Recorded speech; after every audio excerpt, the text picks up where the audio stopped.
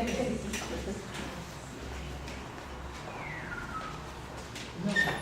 how's everybody doing this evening? I'm very sorry about the late start. Some of you come in early, right?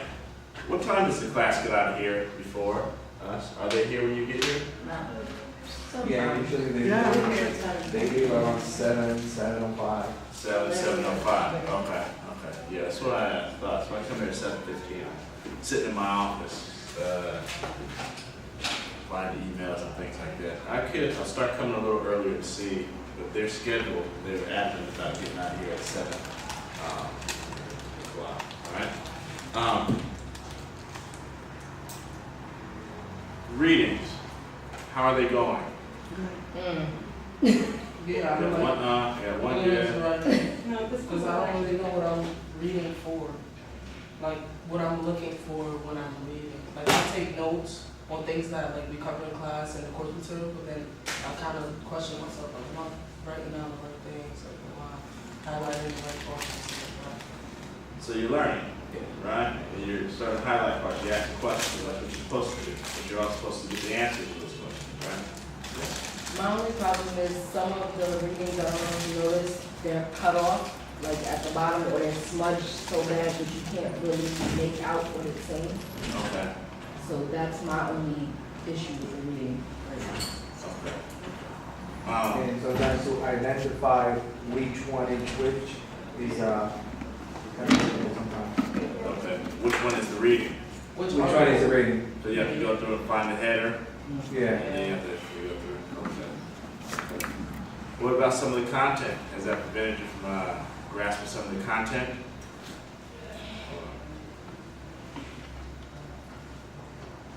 Sometimes it's difficult, I have to say, because to give an example, the one from the previous class Yes. is they give you the whole history about that person, and then it's like you have to go back and read it again just to get the general concept about what we're reading, and if you go to the presentation, that's when you put the you tie the knots together and get the whole idea in the book. Okay. I'm glad you said that. That's kind of the way it's supposed to go. You read it, you understand it. My job's supposed to break down the material and make it relate. But we're covering a lot of material, a lot of different ideas, concepts, theories, and things of that nature, right? So it's about grabbing the most salient parts of it. All right. What else?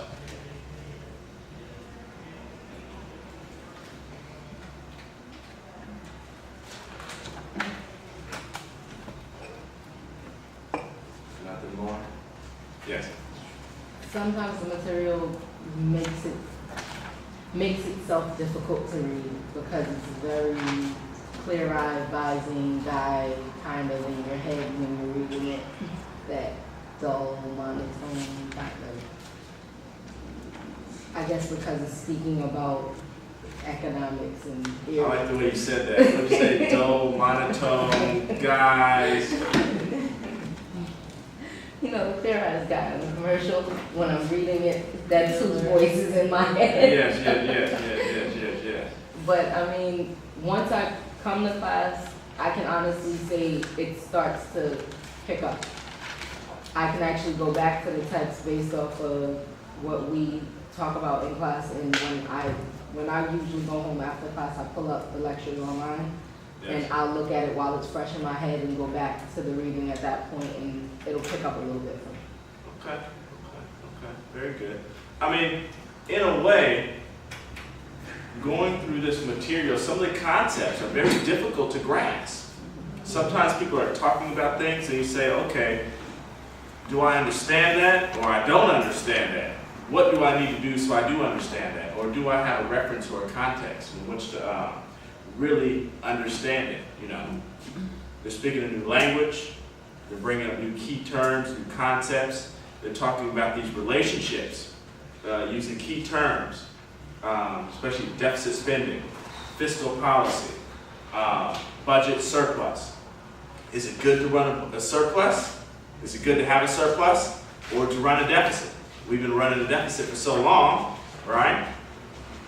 Did we need to run more, go into more deficit, or can we fix the deficit? What is the meaning? What are we talking about? Liberalism, neoliberalism, collectivism? How does all this play out? How does it all link? Right? How does it all come together? And at this point, we should be asking these questions. How does it all come together? How does it play out? Because in a sense, the questions at the national level, the agreements and the disagreements in our public discourse are about these questions that have been around for some time. Is it the government's job to address this problem or not? Should the government go into debit to try to stimulate the economy, or leave their hands off of the economy? All right? But our society at this point is still faced with real challenges. Real challenges. And underlying that is fiscal policy. Because again, fiscal policy, budgeting is a reflection of societal values. And societal values, they come out in the public policy process. What we're going to talk about today is this concept of globalization, inequality, and middle-class policies. During elections and political debate, you'll hear a lot about, is the middle class growing or is it shrinking? Squeezing the middle class. Should we support the middle class? You hear things about the cost of education is rising, which you need an education to get into or remain in the middle class, let alone become better off, especially if you weren't born with a spoon in your mouth, right? Can the jobs that we have today provide us a decent standard of living? What I mean by that is, can you pay your rent? Can you have transportation? Can you put food on the table? Can you take care of your kids? If you don't have kids, can you take care of yourself? These are all policy questions, because in the end, we're talking about the impact that government can or should have on the economy, and if it's not the economy, services that should or should not support individuals in our society. But that's one part of the equation. The other part of the equation is that the United States, and every state and every community, does not operate within a vacuum. It operates in a global political, economic, and social system. And the more we move forward in society, in time, in the 21st century, the more interconnected our society, our world will become. So for example, the 1970s, that's when our factories started to shut down. Now, the American worker is not competing with other people, other American workers from other towns or other states. They're competing with workers from anywhere in the world. China, India, Latin America, so forth and so on. What are the implications? We'll go over and try to develop a framework today in which to answer that question or address that question. All right?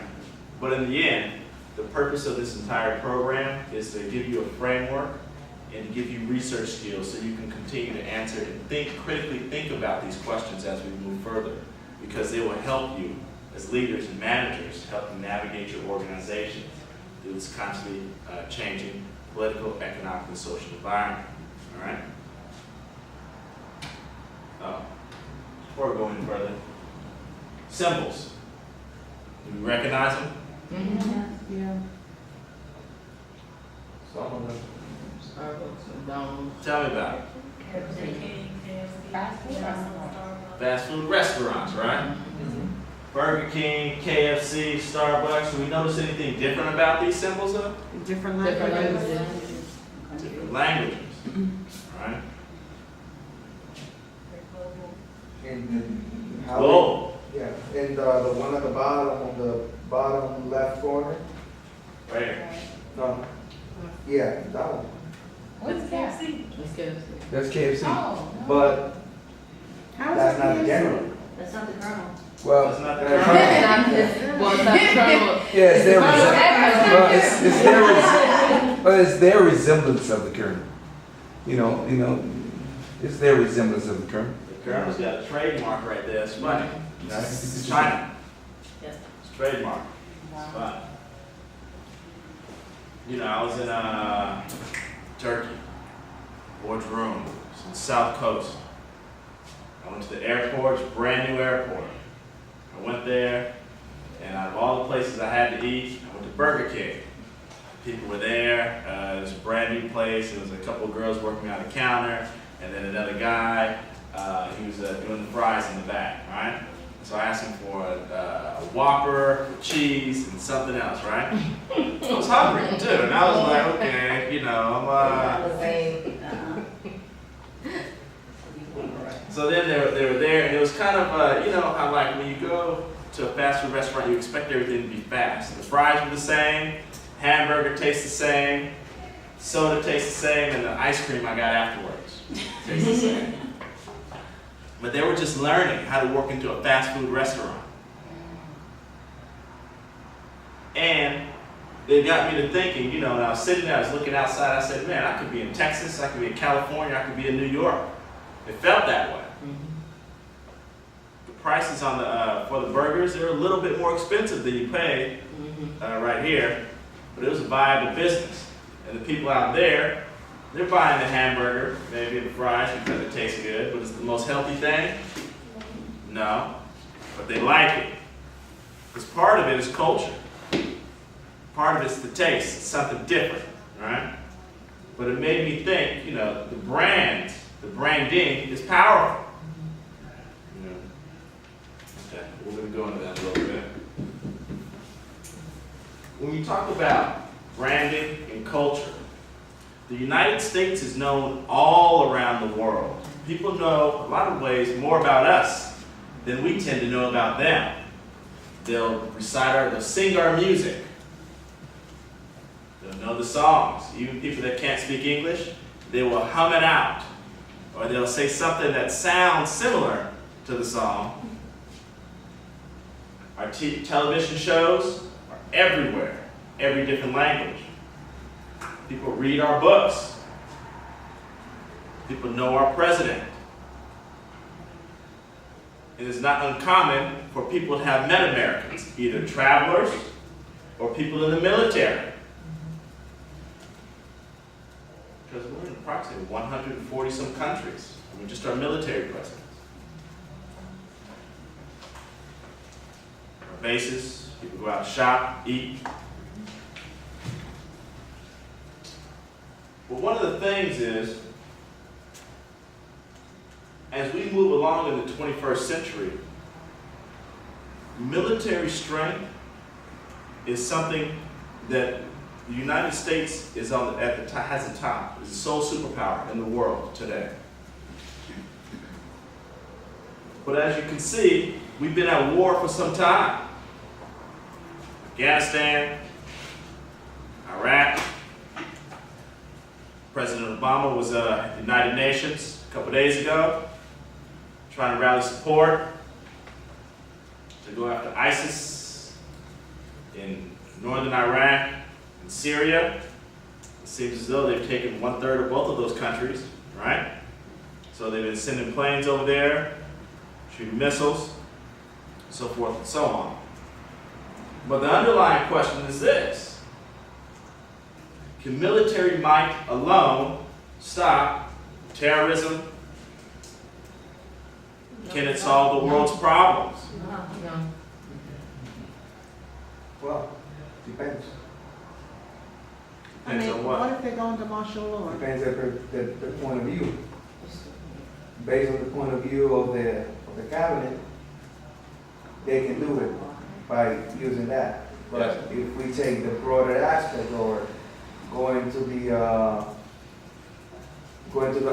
a personal level, just with a better thought process to say, hey, it's just basic conversation between two groups and trying to find a common ground. That's how we resolve the problem. But obviously, it depends how you look at the situation. I mean, hey, they're chopping people's heads off.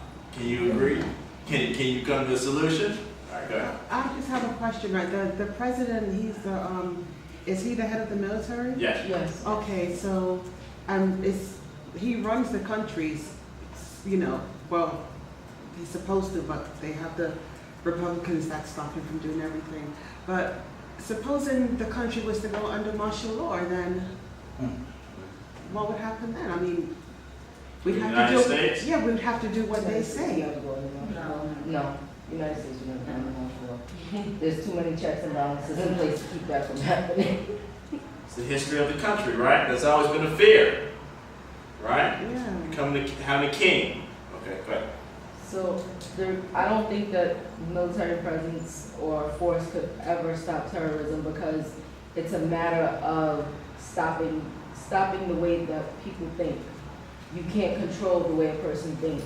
Terrorist cells start up because they get people who think the way that they do. And that's why it's so easy for them to spread their message. Whether we agree with it or not, you have open internet sources where people can go out and just put whatever they want up, and people are going to gravitate to it if they feel like it's something that they identify with. So all the military in the world can't stop the thought process. You can't stop the way that a person reacts to something and the way that a person thinks about something. Just like I've gone into the military, and there are other people that have gone into the military. You have other people who don't agree with the military and who have never been in the military. So for the same amount of force that you have with people who support the military, you may have equal or greater amount that don't support the military. Very good. Very good. Very good. Covered it. But in addendum to what she's saying, I mean, there was something on TV about this ISIS, and what Barack Obama actually said, he underestimated its reach and idealism.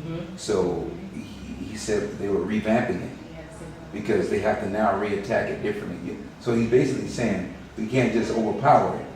But there was a YouTube video of an actual ISIS guy talking, a young guy, in some country. And There are a lot of Westerners. right. That's a bigger problem. And what he actually right? said was, he said, this message is for Barack Obama. We have hundreds of thousands Yeah. in the United States waiting for orders. Basically, he was saying waiting for orders.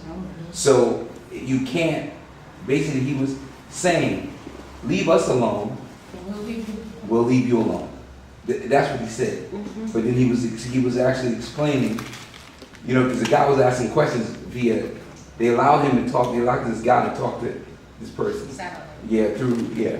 So the questions he was asking, of course, he was asking, why are you beheading people, this type of thing. Of course, he didn't answer that. He wouldn't answer why we're beheading people. But he did get to pretty much the root of their idea as to why they operate the way they operate. Because they feel like they're being harassed. So if you harass them, then their idea is they're not afraid to die. He would speak to, in terms of, because they believe that their method is has the hand of God on it. So when you have people that believe that, that's a different. You run into a different type of idealism. I mean, they believe, they really believe that God has sent them to do this. To chop people's heads off, Yeah, right? yeah. I mean, you can't attack. Like she said, you can't really. A warped sense of reality, right? Exactly. Yeah. Now, there's a limit to how much you can negotiate Yeah, when they chopping off people's heads. with individuals of that nature. But at the same point, at the same time, there are many reasonable people anywhere that you go, right? But before it even gets to that point, it's more difficult for individuals to have such hatred for one another.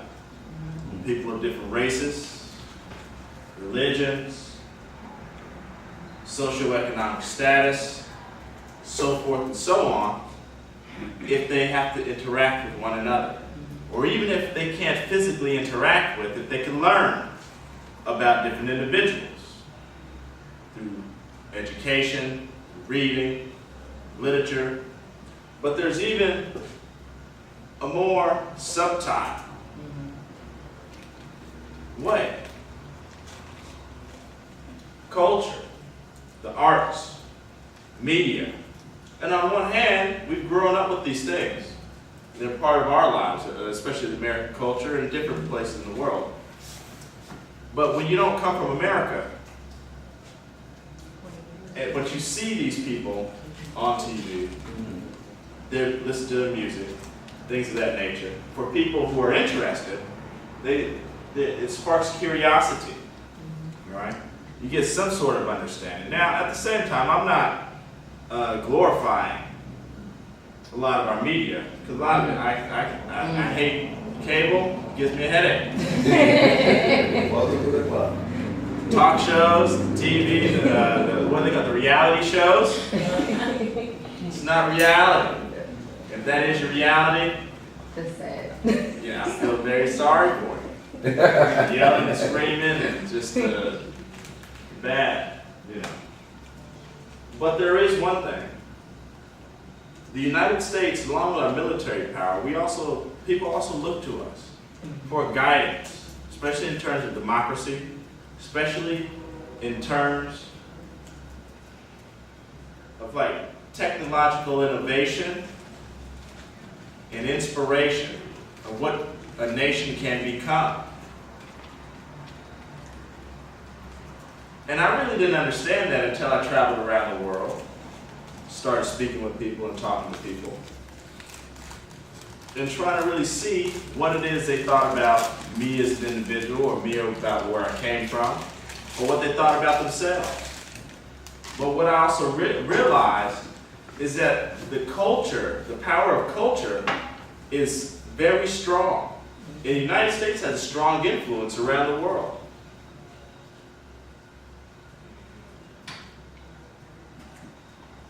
Perception and influence are very untangible powers that individuals, that a nation, that individuals and a nation has.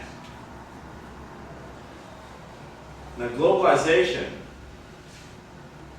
has really taken the top off of access to media through the internet, through the cell phones. You were watching TV just a minute ago, all right? In most developing countries, more people have phones, cell phones, than they do landlines or cable boxes, all right? Let me show you this video. Here. Asha, can you click two of those slides right there? Yes. Is that? Yes, good, thank you.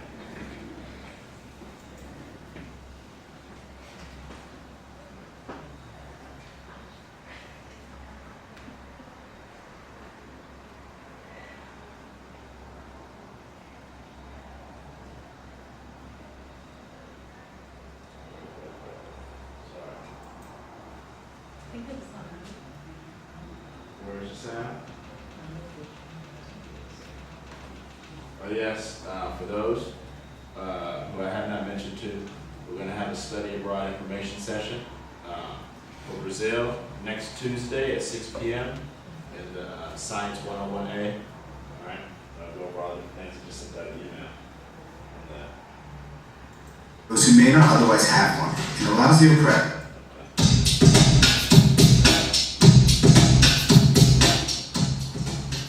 Hip-hop is global culture. It is an art that gives a voice to those who may not otherwise have one, and allows the oppressed to tell the world their situation. While hip-hop serves the global market, it becomes customized to suit the local culture. In modern education, when people learn about other countries and cultures, they mostly focus on the history of that place. However, it is important to understand what is going on around the world now. Localized hip-hop is one of the most informative mediums to discover cultural identity and social issues around the world. In this video, we will learn about various issues in Hawaii, Brazil, London, Israel, and Japan, and through both their hip-hop music and culture.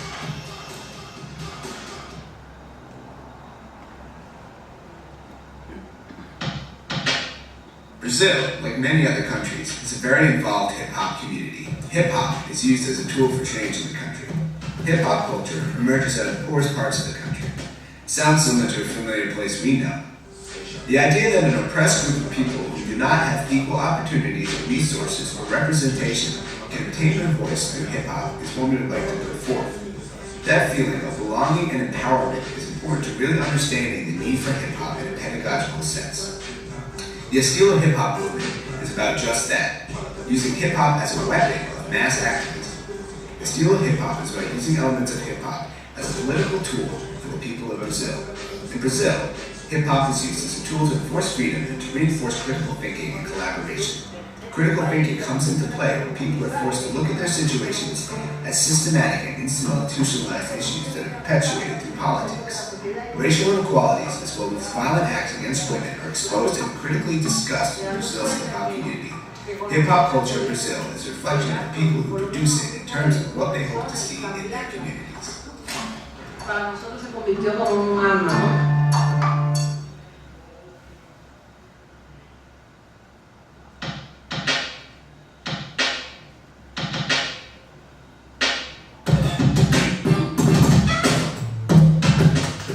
In 1893, the Queen of Hawaii was overthrown, and in 1950, Hawaii finally became the 50th state of the U.S.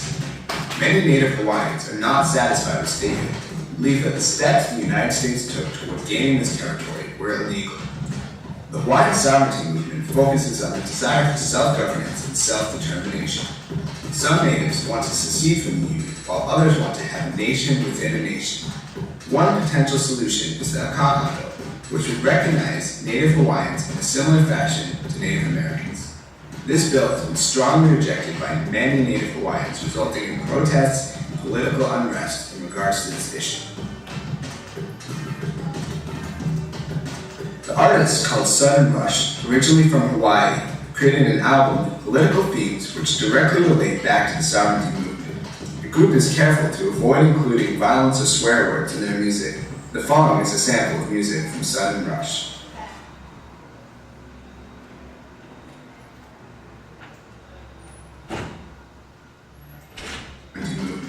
The group is careful to avoid including violence or swear words in their music. The following is a sample of music from Sudden Rush.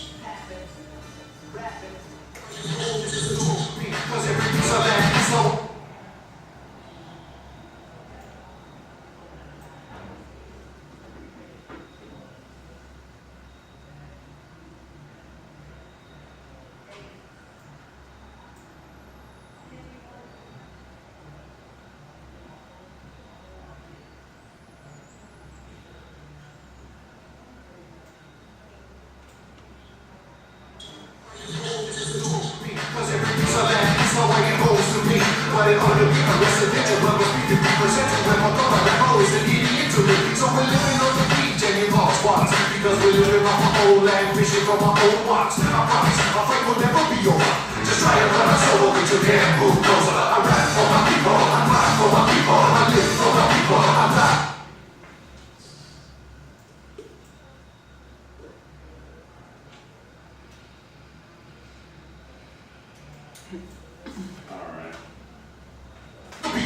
Just try and run us over, but you can't move closer. I rap for my people, I fight for my people, I live for my people, I die for my people. What you see is what you get, take me as I am, and I ain't never had a with being said.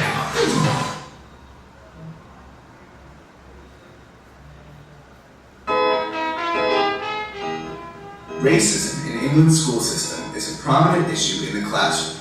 Teachers prejudge and underestimate their Black Caribbean students. They directly correlate their behavior to their academic success, though their behavioral problems may stem from the lack of support and low expectations for teachers. The parents of these students say that it is teachers discriminating against their kids. According to a British newspaper, the question is, how much is real behavioral problems and how much is a problem between teachers and pupils? An example of this is when students turn 14. Teachers choose the top-ranked students to take advanced placement tests in math and science, and the Caribbean students are seldom chosen. To To end this cycle, it must begin with teachers understanding their Caribbean students and taking into account their academic abilities rather than the color of their skin. Injustice, injustice, injustice is injustice.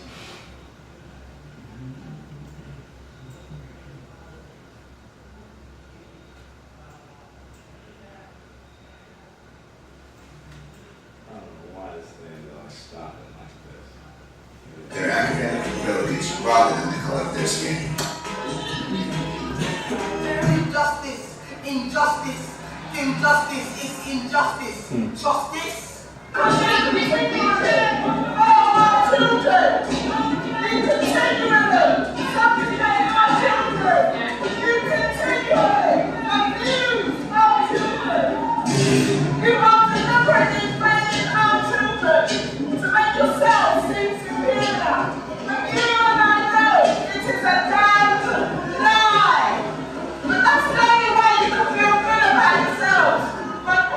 Black Caribbean culture in the UK is influenced by reggae and hip-hop. Rap groups such as Mongrel discuss political issues as well as racism. Their goal is to give a depiction of the real British life. Efforts such as the musical festival in England called Love, Music, Hate, Racism celebrate a multicultural society in response to rising levels of racism in the British National Party, also known as the BNP's, racist political views. Cultural society in response to rising levels of racism in the British National Party, also known as the BNP's, racist political views. Musicians and people all over the world come together to battle racism. Reaching the teachers because the BNP contracts will involve the teachers. Painful.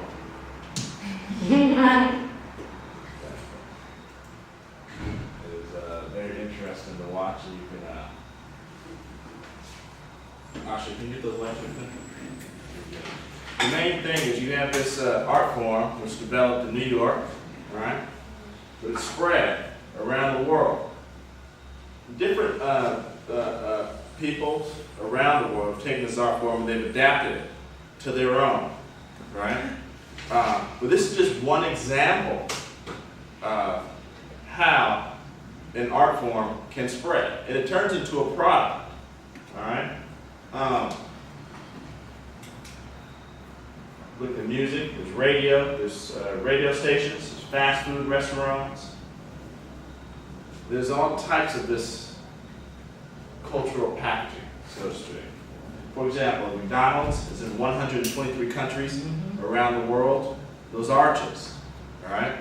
Some of the menus, some places, Thailand, Ronald McDonald is doing the bow, right? It's different. In India, the hamburgers don't have meat, they have something else. In Japan, you put eggs on a burger. And put eggs on burgers, right? You have these menus that are adapted. But for the most part, most of the menu is the same. All right? Coca-Cola is in 200 countries. I don't even think there's 200 countries registered in the world today. Maybe territories. They're all around the world. You can go to some of the most remote locations in Africa. The most remote, dirt roads. And you'll see a store stall, no electricity, but you'll see a Coca-Cola symbol. Right? Because at some point, Coca-Cola said we want to be known everywhere. All right? Movies. In 2011, Hollywood generated $32.6 billion in movie revenue, but $22.4 billion of that was made overseas. That's the majority. The market has gone from inside the country to outside.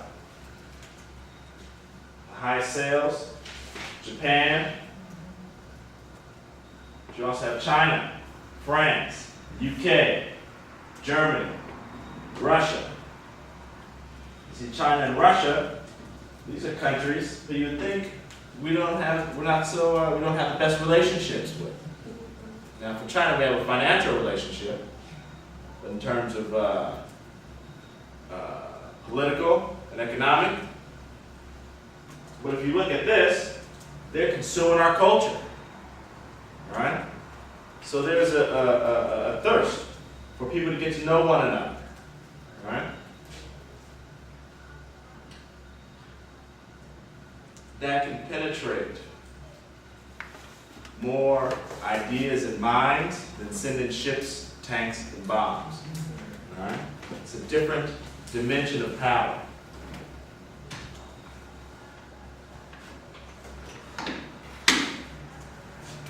KFC. It is, in China, it is the #1 restaurant. Not any Chinese restaurant, any American restaurant. It's Kentucky Fried Chicken. All right? This is a commercial, an advertisement. All right? On one hand, in terms of economically, the United States economy projections show will be the largest economy for about another 10 years, maybe 15. But after that, we're not going to have the largest economy in the world. It's based upon sheer numbers, per capita numbers. How many people do we have in this country? In terms of military power, we're at the height of our military power and have that at this point. But there's only a certain amount of time where other people will be able to build as many ships, planes, and bombs as us. So as we move forward in the 21st century, we need to find and strive for other dimensions of power. Now, I'm not saying KFC is going to take us there, or McDonald's. But what I am saying is that it's better to make friends than enemies. Work with people. All right?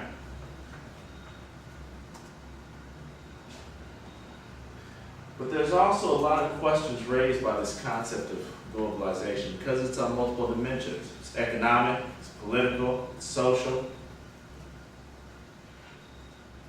For Americans, it begs the question as we move along, what are we going to be known as to others, and what are others known to us as? But also, how do we fare in this world of globalization? Over the last 20 or 30 years, we've seen our industrial base sucked out of every inner city, of every major city in America. We've seen some cities able to respond back. Other cities are in very poor condition. They've never revived. We have a 21st century economy where all the gains go to the knowledge worker. If you don't have a certain level of education, you're either underemployed or your employment is precarious. Meaning there's not that much stability. If you do have a stable job, healthcare benefits are minimal. This impacts families. That's one dimension of globalization. But there's also another dimension, because there's other gainers to this.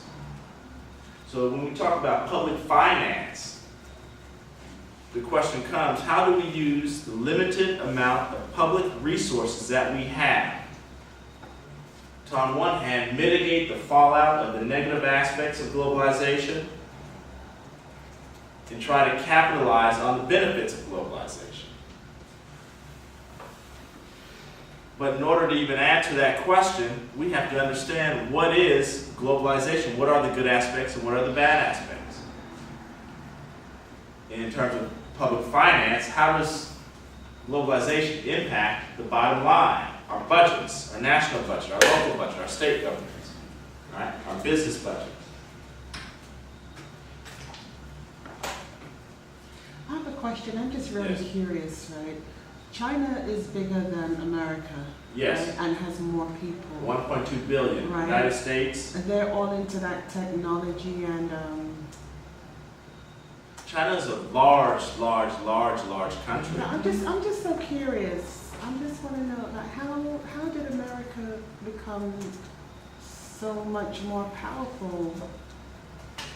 You know, when China like nearly everything that we have, like maybe down to this pen is like made in China. It's like, even though I know America's probably paying for it, but still, how did America become even more powerful than a country that's more bigger than it, with more people? Well, the rise of the United States really started in the late 1800s, during the American Industrial Revolution, all right? World War I, prior to World War II, European countries, you speak with a UK accent. Yeah, The United Kingdom was the strongest country in the world up until World War II. Europe went to war with itself.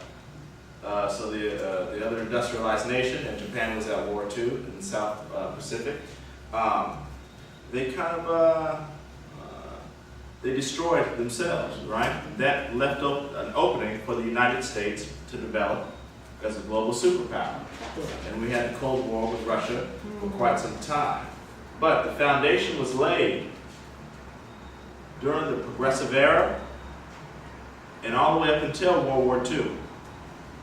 And after World War II, the United States had a great expansion, developed a middle class in a way that had never been seen or existed in the world.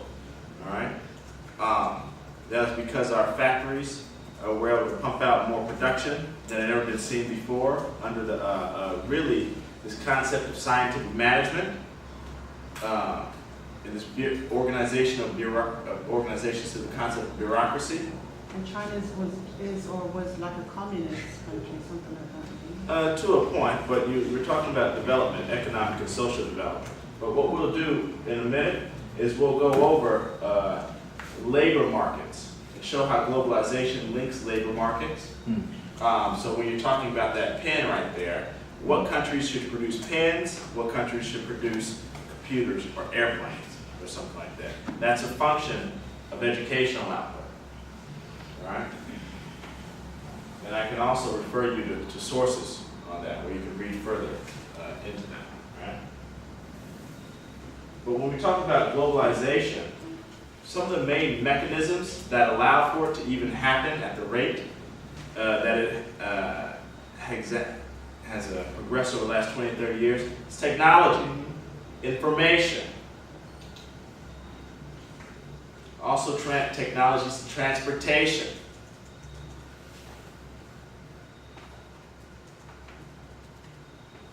Real push after the 1970s into the 80s, especially in the 1990s, to open our markets to foreign governments, and our attempt to allow foreign governments to open their markets to our companies. Our relationship with China really started Nixon's visit. And we slowly developed more of a relationship, but under Clinton, we signed a trade agreement with them. Under the philosophical inclination, the closer, the more economic ties countries have together, the more they have to work together. All right? In this concept, but under globalization, under the dynamics now, when countries link into these trade agreements, for the most part, a highly skilled country, the philosophy is that they'll develop more skilled or more high value products. The poor countries will develop more low-skilled, low-value products. But one of the challenges in the United States is that many of our low-skilled, quote-unquote, low-skilled workers are competing with other low-skilled workers on a global scale. But what it takes to live in the United States, in any community, costs much more than what it takes to live in a lot of developing countries. I'll just give you an example of that in a minute. There's a basic formula for globalization. Let me let this thing load before I go over this slide. That's what I'm going to try to do. I want to show you this video. And I'm sorry that they have had classes in here before. They didn't do that. It's because around this time, students are in their groups, so they're all on the line. Do They're that. all on the line. That's why. Should have more capacity than that. It's CMR.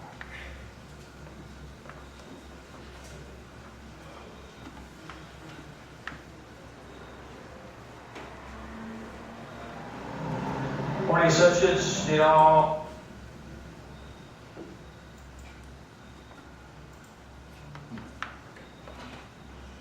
Okay. So there's a overarching formula for globalization and how it's brought to every community in the United States. You mentioned earlier that almost a lot of our clothes, our computers, our gadgets, things that are in our house, our furniture, are made in China. How can that be? How does it penetrate? All right? The formula is this. You're a company in the United States. Since the 1970s, 60s, 1970s, 80s, and 1990s, there's been increasing pressure for you to stop manufacturing your products in the United States and to open up a manufacturing plant in China. Why? Because your competitors have done that. Or, if you do not produce anything there, to purchase your goods from there and sell it here. Why? Because the cost of production is lower. Now, most of these retail stores, almost all of them for the most part, that we shop at and love. Walmart.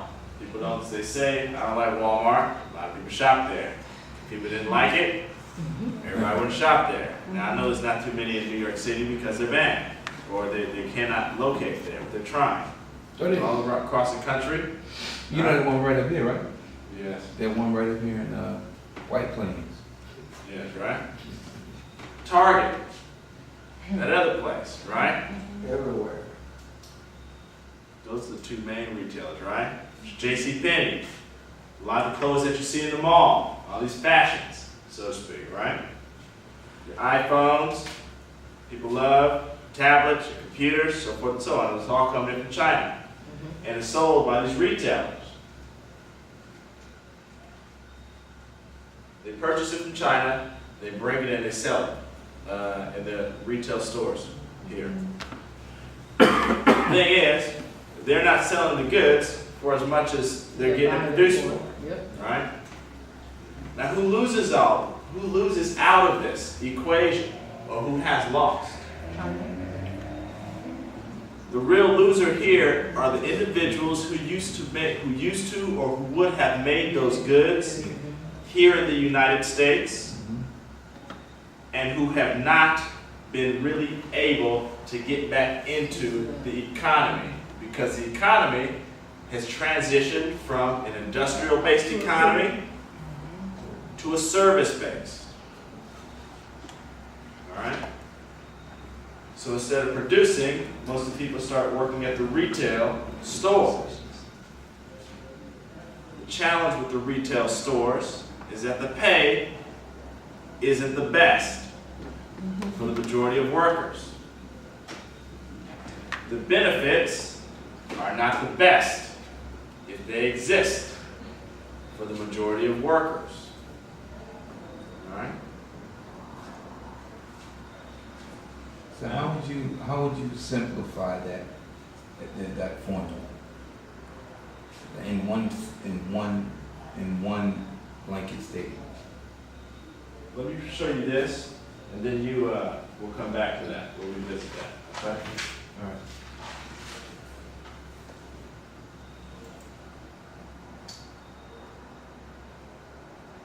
All available associates, all department managers. Back at the Supercenter in Bentonville, employees gather for the morning meeting. For the morning meeting. A daily ritual at 5,000 Walmart stores all over the world. It's part of the Walmart culture. Good morning, everybody! Good morning. Everybody doing all right? Okay, let's talk about sales. We're up 6.5%. Meat was up 19.2%. You guys did a great job in our meat. It's a pep rally around Sam Walton's low-cost, low-price formula for success. Let's go. Who else got an item? 88 cents has an 85.23% margin. Woo! Great item. All right. They're $1.50 for 24 and a 30% margin. All right. Good item. 96 cents, Puritan socks. There's a 40% Pay close attention. What? Wow. Great.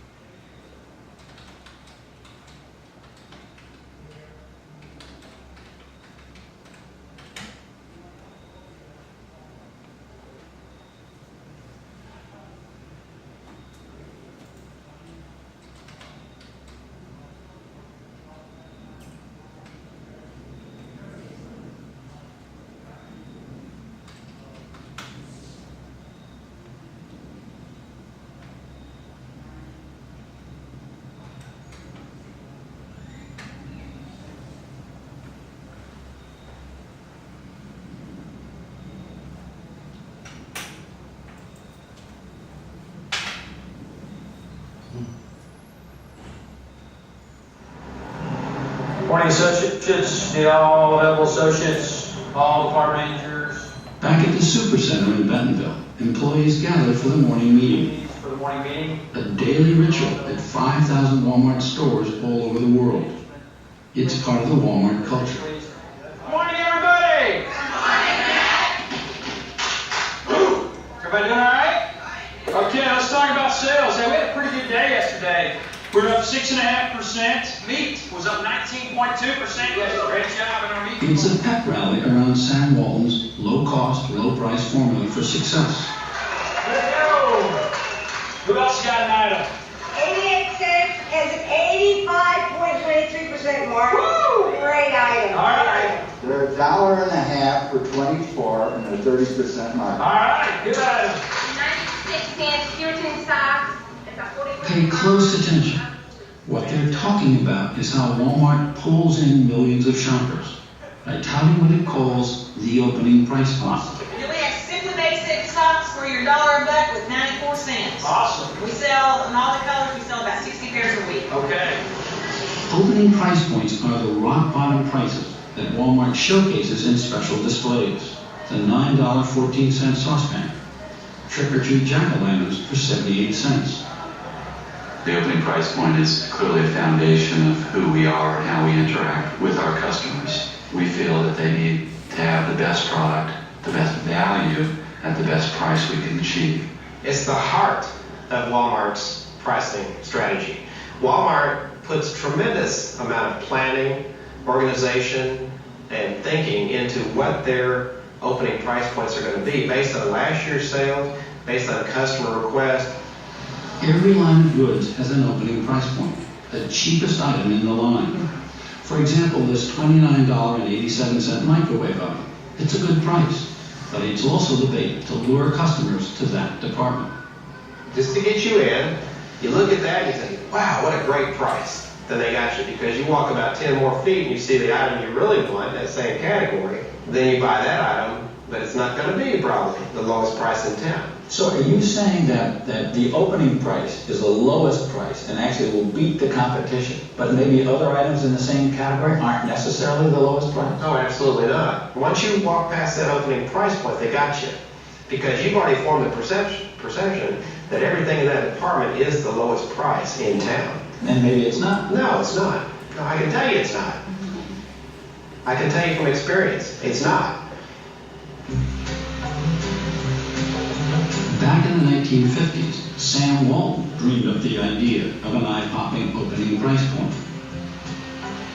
Sam had an old Ford pickup truck, and he'd go down the road and buy ladies' panties and sell them at a ridiculously low price, 10 for $1 or something like that. And it worked. Sam got a jump on bigger rivals by targeting territory they ignored, building his early stores near small towns in the South. One thing you have to think about in history about us is that we're a company that hasn't been that long ago that we were a regional player. What we found is we had to compete with, as a regional player, those that were national players. How do we do that? We had to go overseas to find products in some cases. In the 70s and 80s, Sam Walton would travel overseas looking for goods that would sell in our stores. Despite Walmart's much publicized Buy American campaign in the late 80s, low-cost imports from Asia became a vital component of Walmart's low opening price point strategy. They were more single-minded in terms of global cost-cutting and internal efficiency than any other U.S. retailer.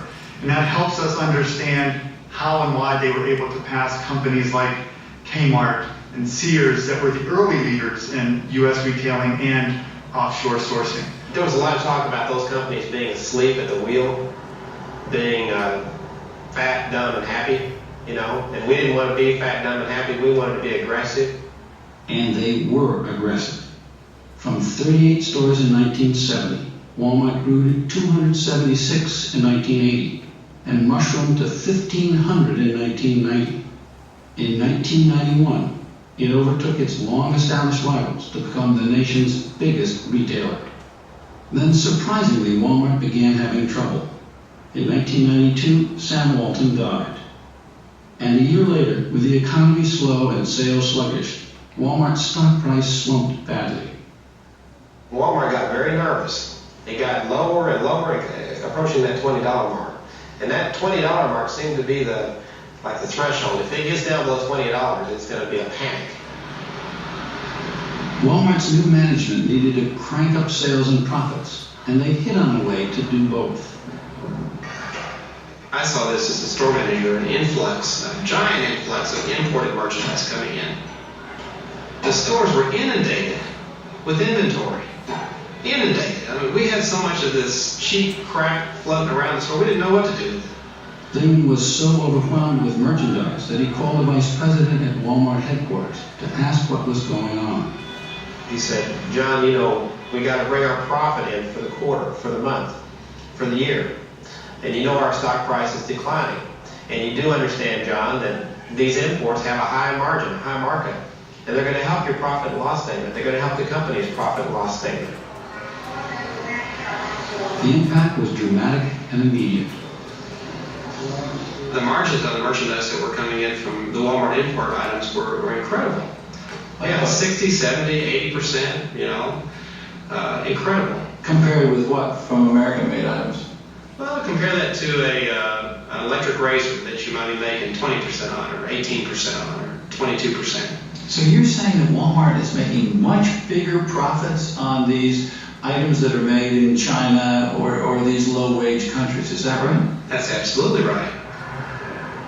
By the late 90s, Walmart was dependent on low-cost Asian imports. and it began pushing its American suppliers to follow Walmart to Asia.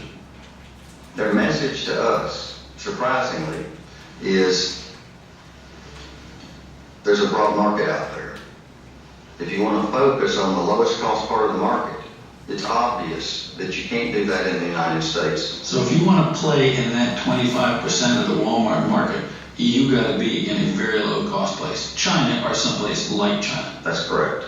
But China, practically speaking, is it. And a number of suppliers have told us that they have felt real strong, particularly opening price point pressure from Walmart that has effectively forced them to make decisions to move overseas, specifically to China.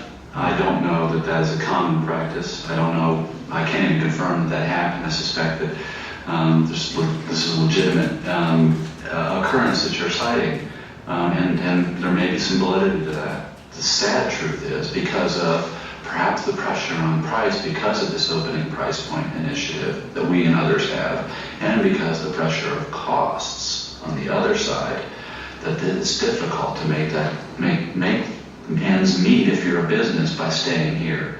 You as a producer of socks for 30, 40 years, are you now going to find that you need to put a production facility in China? Absolutely. For us to remain a viable company over the long run, we know we have to compete. Walmart basically tells its suppliers, we need to get those products at 30% lower price. You need to move to Asia, you need to move to China, because that will meet our bottom line price figures. Walmart was capitalizing on a watershed moment on the world stage. America's embrace of trade with China in the late 90s. With corporate America hailing China as the new economic frontier, President Clinton signed a permanent trade agreement with the Chinese. Our administration has negotiated an agreement which will open China's markets to American products made on American soil. Everything from corn to chemicals to computers. The picture painted was that China was a big emerging market for U.S. exports, and that U.S. workers and also U.S. companies that made their products here, could profit tremendously from the opening of trade flows with such an enormous country like China. After all, it had 1.2 billion people.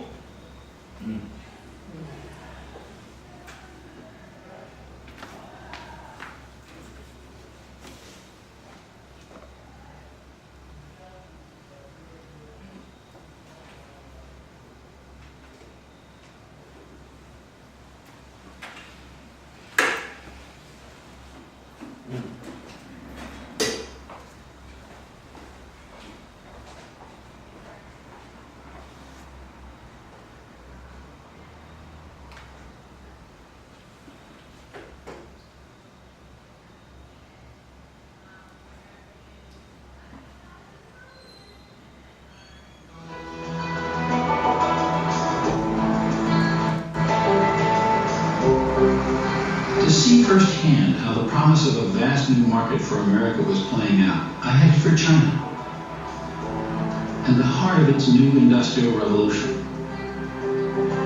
Shenzhen, South China's miracle city. 20 years ago, this was all rice fields. Today, it's a sophisticated city of 7 million. Its astonishing rise, orchestrated by China's leaders, and ignited by a Chinese currency devaluation in the mid-90s that dramatically lowered its export prices. It's the opening of China. China is a communist country, and for the longest time we had closed doors. And when they opened up to Western businesses, the floodgates opened, basically. And it's something that you just can't stop. The boom seemed endless. North of Shenzhen, I found an entrepreneur who was among the first to spot opportunity in the new China. Well, these are the products we make. This gives you some idea of... Australian Donald Hay came to South China 20 years ago. I was in this part of the world and I saw the tea products come out of Japan, and I saw then that market went to Korea and then it went to Taiwan. I said, hold it. The next one's China, I've got to get here. The backbone of China's new industrial might is the flood of young Chinese pouring into this industrial province, an area no bigger than Missouri, now teeming with more than 40 million migrant workers. They come to work and live at the factories. At Hayes Company, Haycup, they make $100 a month, or about 50 cents an hour. Other companies pay as little as 25 or 30 cents an hour. They want to work, they want to earn the money, they want to get forward. And they will do anything to move forward. Today, HAECO supplies electric toothbrushes and home cleaning products to big American companies like 3M, Procter & Gamble, and Walmart. What's happened is the world has come here as a marketplace. It's like a supermarket for manufacturing today. And the quality is up to world standards and a long way past world standards. And that's just what's happened in southern China.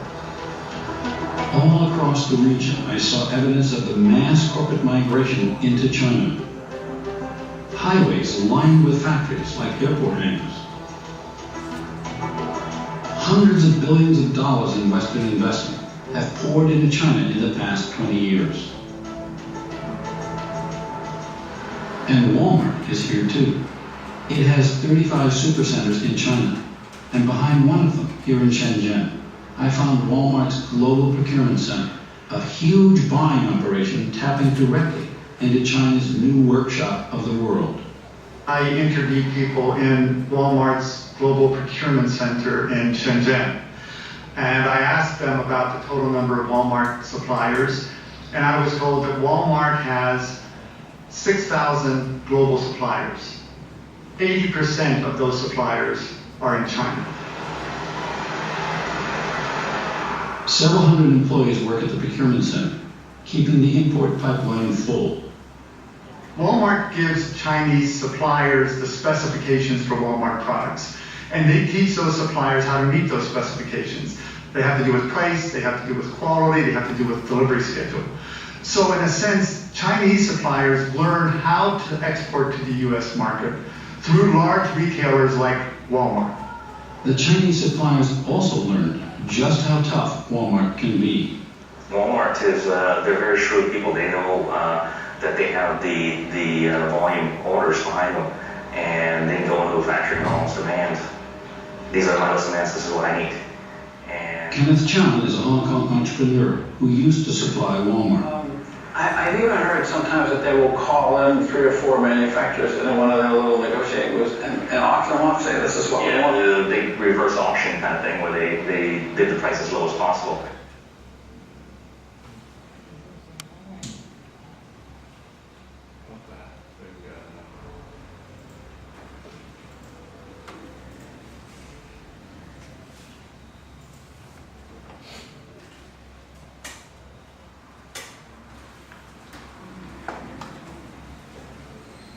Okay. So I think out of that video we were able to see, get a glimpse of the formula, right? The store, the retail store, the pressures that are on the retail store or any establishment, any business in the United States to compete, right? What is it that led Sam Walton to look east, to China? Cheaper manufacturing. Cheaper goods, right? Why? Lower cost of manufacturing. Lower the cost of the goods, right? Cheap, lower cost of manufacturing, it gives you lower cost of goods. So why? What forced them? Because other people were doing it. Financial situation. Well, he had cost of living. Availability in the United States. Other markets were doing it, so he had to follow suit in order to get the most for his money. The larger retailers, right? It's competing with Kmart and Sears, right? The main strategy was the lower cost, the eye-popping low-cost item, right? They used to buy stockings, and then they would have the cheap microwave there. You walk down the aisle, it's not necessarily the cheapest item.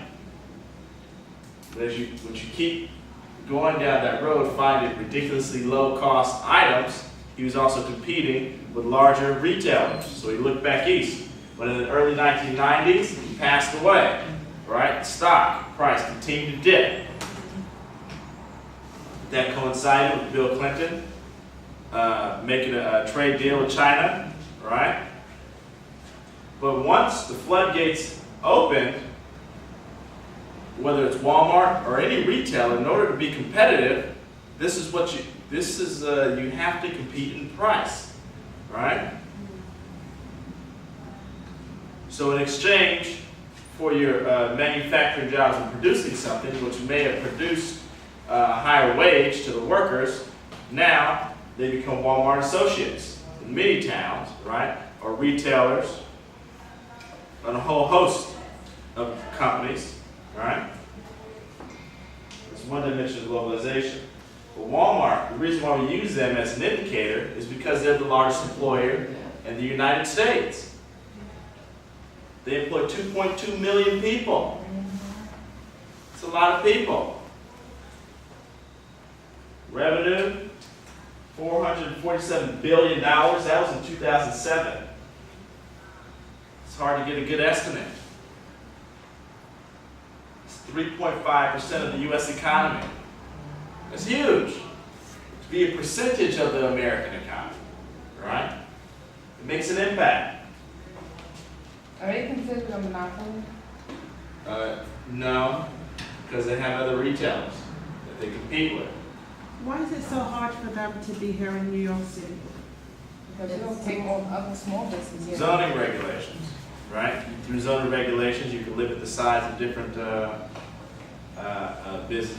You can limit the size of retail stores. But as was just said, once they move into town, they can undercut the price of all the other retail businesses that are there. That's a problem happening in Atlanta right now. Once the Walmart, Costco goes in, the other stores and some small supermarkets disappear within the next 2 to 3 years. So why won't somebody, okay, I mean, this is a very simple question, but I'm sure it's a very challenging issue. Why won't somebody just put a stop to it? Stop to what? The Globalization? Walmart doing that, like so that we can again thrive within our own country. I mean, you know, those like you say, you can put those people who are out of the economy back in, reintroduce them to the economy.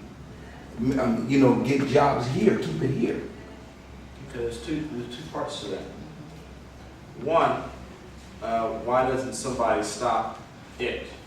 Now, what is it? Is it the location of the retailer coming into the community? Mm-hmm.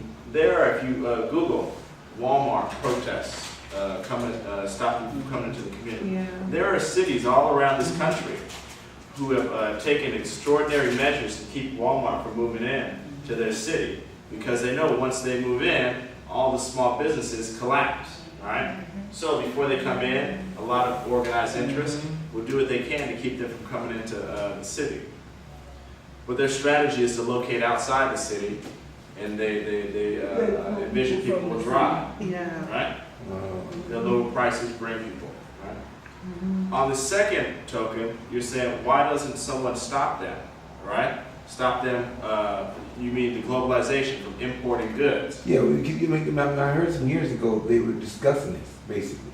You put up trade barriers. Right, you know, and even Barack Obama was saying it, bringing jobs back here. Yeah.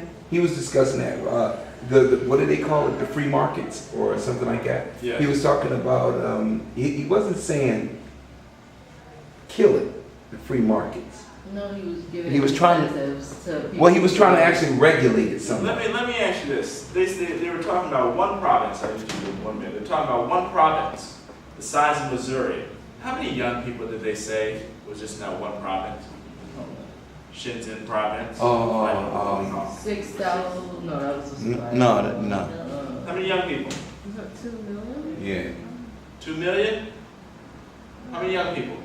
A lot. It was a large number. No, it was a large number. Yeah, go back. Whenever we go over these videos, take notes. Okay.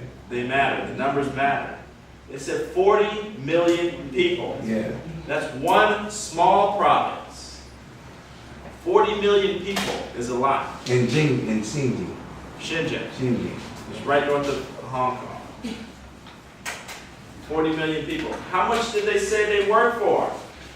That's 50 cents an hour? $100 a month. Sometimes cheap. Sometimes cheaper. Yeah. Now I want to ask you this question. You're not doing it.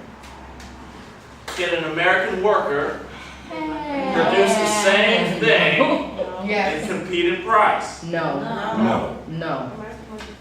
Just to live in this country alone, there's no way you can do that. I mean, can you take the train? Can you buy a train pass for 1 month for $100? No. No. Okay. But let me ask you though. Now, but if they stop, if they devise some way to because that's pretty bad, having somebody work for that type of money. There's 40 million people who I are know. buying up the drugs. Oh, sure, of course. The cost of living is cheaper. Of course. Okay. Right? That much Okay. So For that country, yeah. Right? You can't be saying. no, it's got to be This this is because these it's are global got to be. forces. But what I would say is, if you're fighting to keep those jobs, you can try, but these forces of globalization are going to overtake that. What Obama's talking about, bringing back newer jobs, or most economists are keeping jobs here, manufacturing, it's more higher skilled manufacturing jobs. Certain machines, certain parts, but it takes a lot more training to do. And those jobs, a lot of them pay $10, $12, $13, $14, $15 an hour. Some of them a good salary. But for the amount of those jobs created versus, we still have not caught up with the amount of jobs that we've lost over the last 30 years. Our economy has transitioned from an industrial economy, one in which we produce a lot of hard manufactured goods, to an economy where we produce services. What I mean by services, I'm talking about things that are not hard and tangible, but that have an impact. For example, this computer, I see a couple of you have your computers out. Or your cell phones, are they made here in the United States? No, but many of them are designed here. The software that runs those computers, a lot of it is designed here. But do you know where a lot of software is also designed? India. You know where more and more software will be designed? India. You want to know why? the cost is a lot Cost cheaper. is low. Cost is a lot cheaper. Transportation cost is still even more cheaper than shipping the software over here.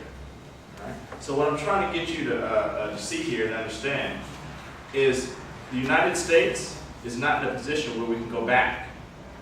We're in a position where we have to understand where these global dynamics place the American worker, know what the impact of globalization is on our society, and try to use the limited resources we have, try to mitigate the fallout, and try to capitalize on the benefits.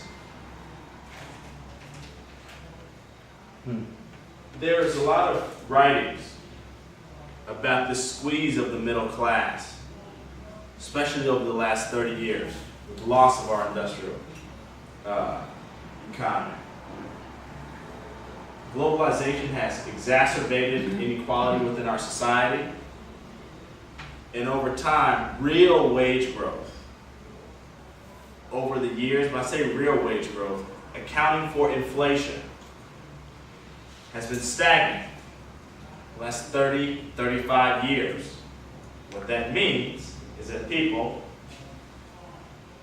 get a job with their paycheck. It can be the same job. With your paycheck, you can purchase less and less and less.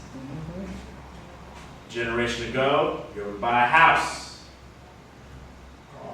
car, go on trips, have health insurance. Now that American dream for many is flying away. For most, for me, for many of you, before you even have the tools that you need to succeed in this economy, you're laden with debt that you will be paying back for the rest of your life. Don't be so harsh. It's the truth. Well, unless you give the military some life some time. You get the military some life sometime, right? That's not Give it some necessarily true time. either. I ran. Well, yeah. I was in the military and I'm still gonna be paying back what I gotta pay. Well, I was in the military, but I ain't You guys paying can back. talk chit chat afterwards. Well, They want to get out of here. How could you then, like, so you can't go backwards, so that means you can't really lower the cost of living? Like to a point where we could go back to a time, like, my point is if it keeps going this way, like, what do you do? Because you can't go work in another country because the money you make, if you bring it back, it won't necessarily. What can we do as a society? First, a lot of it goes back to education. Are we educating our children, which is our most precious resource in this society? Because education is the key. Are we utilizing our resources to educate our children in the best manner, knowing that we're competing on a global scale, not a domestic scale anymore? First, are we giving as much access as we can to every individual in our society, higher level of education? Are we doing that? Are we, if we know that most of the jobs that are being created, many, Walmart is the highest employer for me. We're right here. This slide right here lists the 10 top employers in the United States today. The 10 top employers. Walmart. Yum Yum Brands. Anybody know what that is? You probably know the products that they produce. Yogurt. It's Yoplait. Taco Bell and Pizza Hut. Yum Yum Brands, right? McDonald's, Target, Sears, Burger King, Starbucks, Macy's, JCPenney. Do they give health insurance?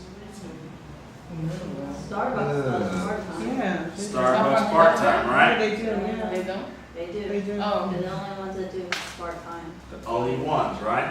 Part-time. Doesn't Macy's doesn't do that? You have to be Full-time. full-time employee in Oh. all these companies. Yeah. Most people are part-time. Okay. 90-some% of the people are part-time. All right? That's so many. The profits of these companies are staggering. Sears, they're losing money, right? But for everything that Sears loses, Target and Walmart gain because they're direct competitors, right? She's happy too. The CEOs make handsome. They make good salaries. JCPenney, they lost $152 million in this 1 year. CEO, so this pay And he gets paid the most, $53 million. It's the perversity, right, of the market. His job will probably set them up for bankruptcy, which means lay off more people, close more stores, right? Nobody likes him, but hey, he's walking away with a big check. He'll get other friends, right? What I'm really getting at is that the economy that we're creating, a lot of the jobs, many of the jobs cannot support a middle class life.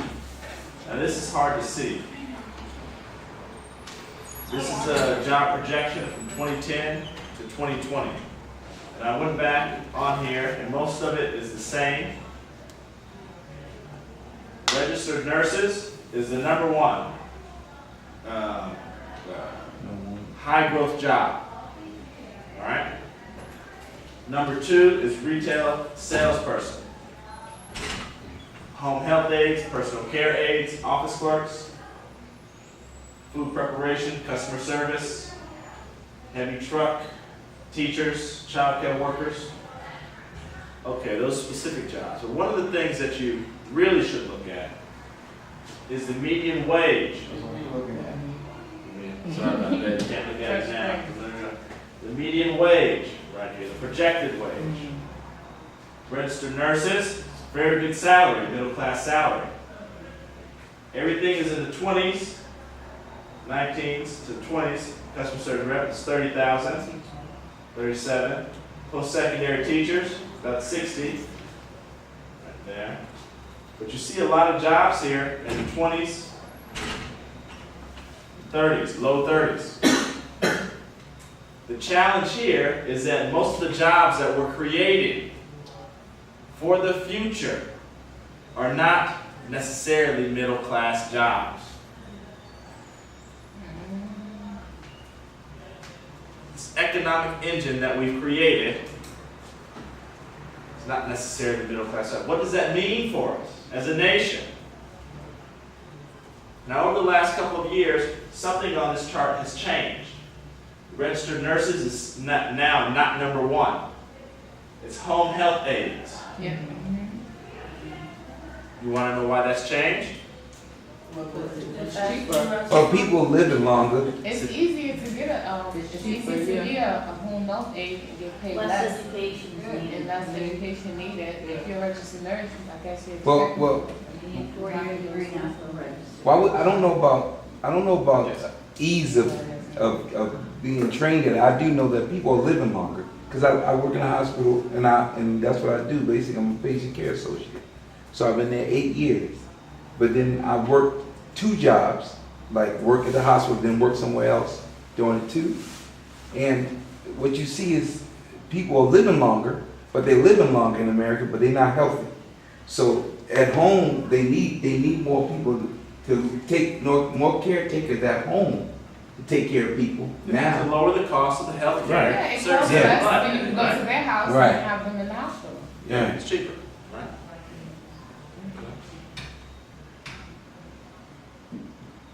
Over the last 10, 15 years, income inequality has continued to grow in this country, and it will continue as we move further.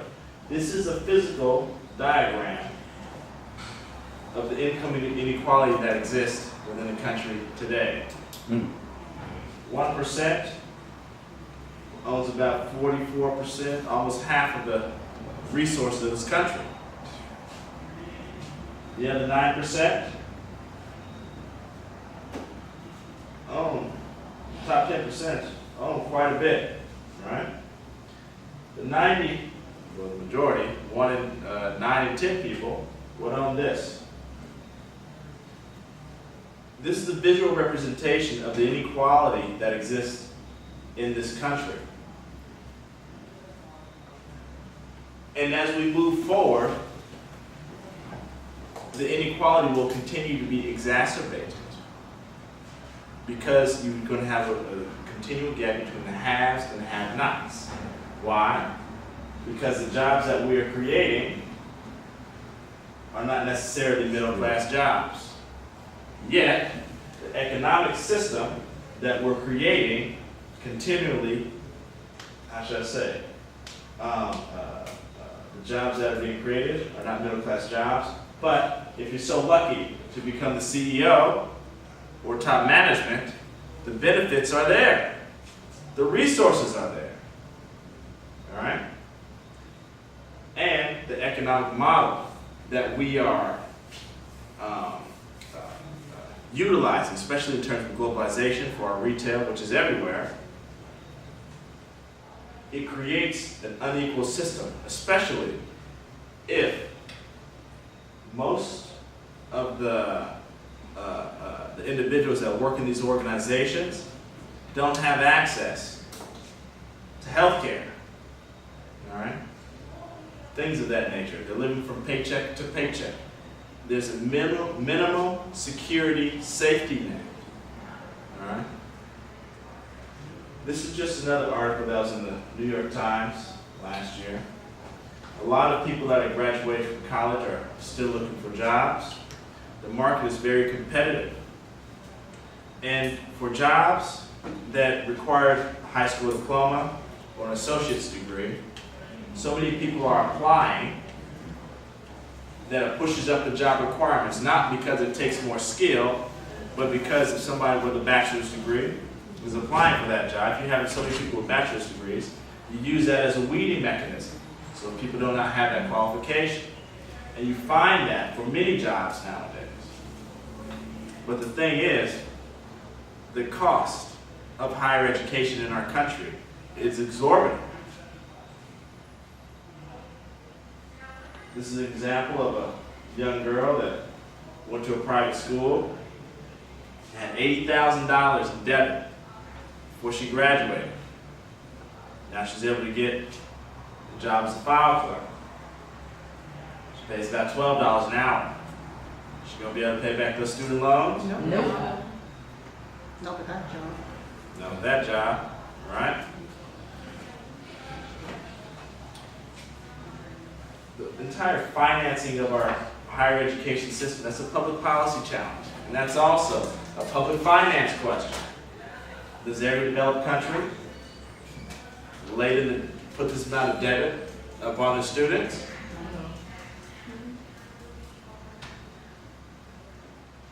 One proposal that Obama's been trying to get through. Maybe he'll get it done. Most likely not. Raise the minimum wage. It's $10 an hour. Economists estimate that there are about 3.8 million workers in the country that work at or below the minimum wage currently. If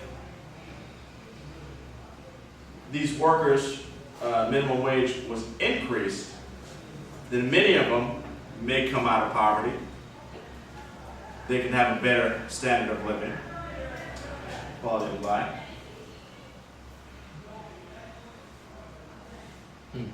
As I discussed earlier, the per capita income in the country, not per capita income, real wages adjusted for inflation have been flat for the last 30, 35 years, all right? You have a lot of people who work one job, two jobs, three jobs, and they're either at or above the poverty line. They're still struggling to make it, all right? In this world of globalization, this globalized world, it's going to continue to become more and more competitive as we move along. Now, how does all this tie in to public finance? Because the government has a limited amount of resources, all right? And when you understand the dynamics of globalization, what are the dynamics or the challenges that the American worker faces, then you start to see that every day is precious. Because every day we're not doing something here as a nation, someone else, somewhere else is doing something, making those investments. What are they doing? Banging on the car or something? No.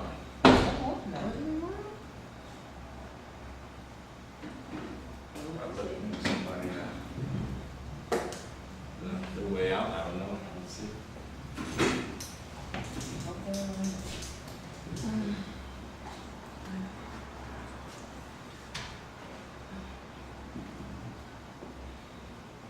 There are a lot of think tanks out there and individuals who argue that we can do something. I myself believe we can do something. I don't believe we are just floating out there in the wind and we are helpless to address the challenges brought on by globalization.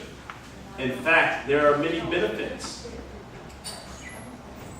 We can harness many of these benefits, but to be able to do that, we need to retool our society, our educational systems, the way that we address large companies, the way that we provide basic things such as health care to people, and access to education.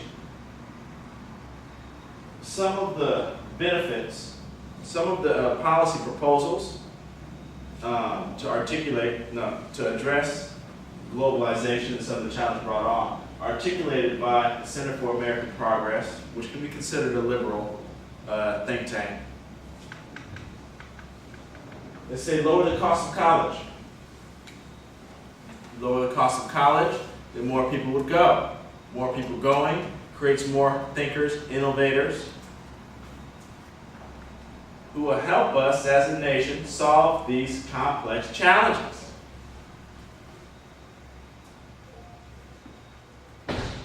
Reduce the cost and barriers to job training. If you don't want to go to college, if you don't have the time, maybe someone can pick up another skill. But a skill that will be useful in this 21st century economy. Sounds practical, sounds simple, really. Are we doing it? Sometimes, right? Sometimes. There's major programs in places such as Michigan that have been hit hard. We're trying to retool. But are we doing enough? Or are we doing it at the right level?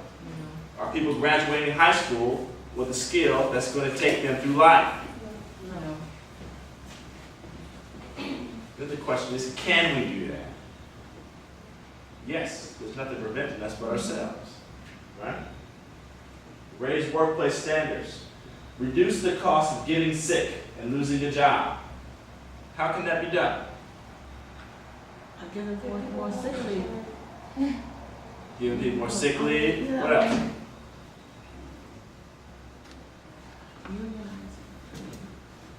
Unionizing. You can have more of a robust Social Security system, unemployment insurance system, public health care, where it's not tied to the job. So if you lose your job, you shouldn't lose your health care. This is one of the number one causes of bankruptcy in America. Health, medical bills, right? Boost retirement savings. Stabilize the cost of housing. There's an estimate, 35%, no more than 35% of your income should be used for housing. For who? Where? For the majority of people, it's not possible. Reduce energy and transportation costs. What it costs to travel around the United States, to be honest with you, is disgraceful. It should be a lot cheaper. It's a real indicator of our infrastructure costs, of our infrastructure, of our innovation, of our creativity. Half the price in Europe. We're one country. These are a couple of ideas. But as we move along, I want you to really start thinking about this. Think about these mega forces that are going on. Think about your place in society, your family, people who you care about. Are they doing something today that's going to make them competitive tomorrow? Are you doing something today that's going to make yourself competitive tomorrow? Yep. Because there are certain skills that cannot be outsourced. If you know what they are, then you become more and more valuable. All right? I'll leave you with that. And then have a good evening.